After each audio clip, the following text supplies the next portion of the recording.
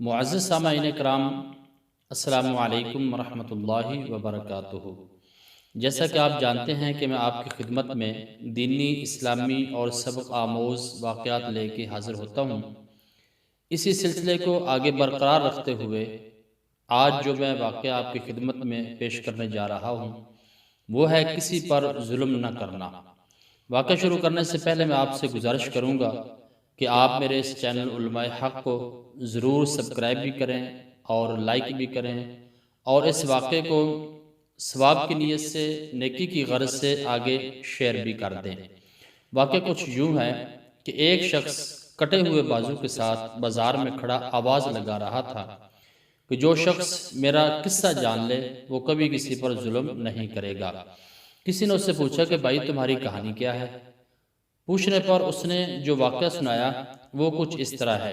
وہ کہنے لگا، میرا تعلق حکومتی کارندوں سے تھا۔ میں پولیس کا ایک عہدیدار تھا۔ میں نے ایک روز ایک مچھیرے کو دیکھا جو بڑی مچھلی شکار کر کے لا رہا تھا۔ مجھے یہ مچھلی بڑی پسند لگی۔ میں اس کے پاس پہنچا اور بولا، ارے میاں، یہ مچھلی مجھے دے دو۔ وہ کہنے لگا، جناب مجھے مچھلی دینے میں کوئی اعتراض نہیں، مگر آپ کو اس کی قیمت ادا کرنی ہوگی۔ میرے گھر میں کھانے کے لیے کچھ نہیں اور میرے بچے منتظر ہیں کہ میں ان کے لیے کھانے کے لیے کچھ لے کے آؤں۔ یہ مچھلی میں نے بڑی محنت سے پکڑی ہے۔ میں نے جواب میں اسے مارنا شروع کر دیا اور مچھلی اس کے برتن سے زبردستی نکال لی۔ میں مچھلی کو ہاتھ میں پکڑے گھر کی طرف آ رہا تھا کہ مچھلی اچانک تڑپی اور میں نے اسے مضبوطی سے تھام لیا۔ اسی کشمکش میں اچانک اس نے میرے انگوٹھے پر کاٹ لیا۔ مجھے سخت تکلیف ہوئی۔ گھر پہنچا تو درد میں مزید اضافہ ہو گیا۔ وہ رات کا وقت تھا۔ میں نے سوچا کہ صبح کسی طبیب کو دکھاؤں گا۔ خیر، رات بھر مجھے درد کی شدت سے نیند نہ آئی۔ صبح سویرے میں طبیب کے ہاں گیا اور اسے اپنا زخم دکھایا۔ وہ کہنے لگا کہ یہ زہر سے بھرا ہوا زخم ہے، اگر تم اپنی عافیت چاہتے ہو تو فوراً اس انگوٹھے کو کاٹنا ہوگا، اگر تم نے ذرا سی تاخیر کی تو پورا ہاتھ کاٹنا پڑے گا۔ میں نے فوراً کہا کہ اگر ایسی بات ہے تو اسے کاٹ دو۔ طبیب نے میرا انگوٹھا کاٹ دیا۔ میں گھر آیا تو ہاتھ میں شدید درد تھا۔ چین و سکون ختم ہو چکا تھا۔ اگلی رات پھر بے چینی اور شدید درد میں گزری۔ صبح سویرے میں پھر طبیب کے پاس آیا تو اس نے ہاتھ کاٹنے کا مشورہ دیا۔ اب میرا ہاتھ کٹ گیا۔ میرا خیال تھا کہ اب درد ختم ہو جائے گا، مگر اس میں اضافہ ہوتا چلا گیا۔ مچھلی کا زہر مسلسل جسم میں پھیلنا شروع ہو گیا۔ میں نے چیخ و پکار شروع کر دی اور مدد کے لیے پکارنے لگا۔ طبیب نے پھر دیکھا تو کہنے لگا، اس کا ایک ہی علاج ہے کہ تمہارا پورا بازو کاٹ دیا جائے، ورنہ زہر پورے جسم میں پھیل جائے گا۔ محلہ کے لوگوں میں بھی میری بات کا چرچا ہو گیا۔ ان میں سے ایک بھلا مانس میرے پاس آیا اور کہنے لگا کہ تمہارے درد کا سبب کیا ہے؟ میں نے اس سے مچھلی کا واقعہ سنایا۔